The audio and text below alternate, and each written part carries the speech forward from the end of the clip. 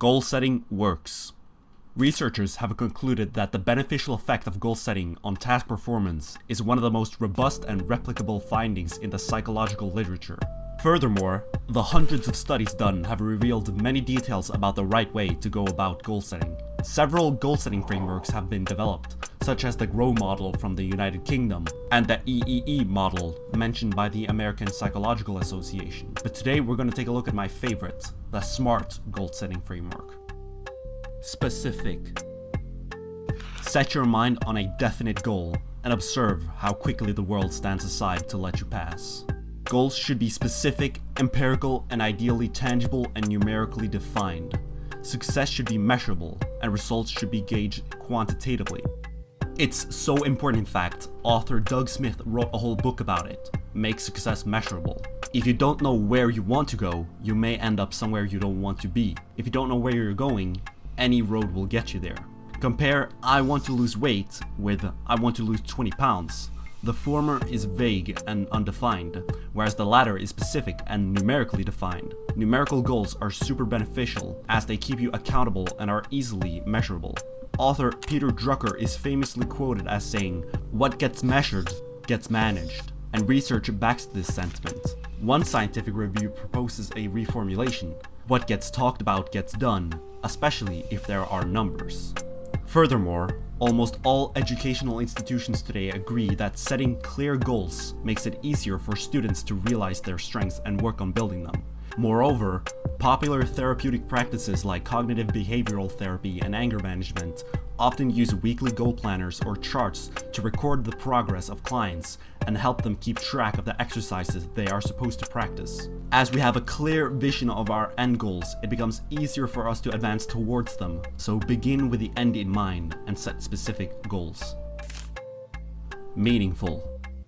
He who has a why to live for can bear almost any how. The book Start With Why mirrors this sentiment exactly, and points out that people like Martin Luther King, Steve Jobs, and the Wright brothers all started with why. In fact, one of the most famous forms of psychotherapy, namely logotherapy, is founded on the belief that meaning is the primary, most powerful motivating force in humans. Attainable. Your goals should be just out of reach, but not out of sight. Research shows that setting difficult goals led to higher performance. At the same time, don't make them too hard so that you burn yourself out. A lot of top performers actually recommend starting slow and building up from there. For example, IBM salespeople back in the day were said to have really low quotas. Despite this, they were known as some of the most successful sellers in the world. Low quotas led to less performance anxiety and more room to build general sales momentum and learn the skills.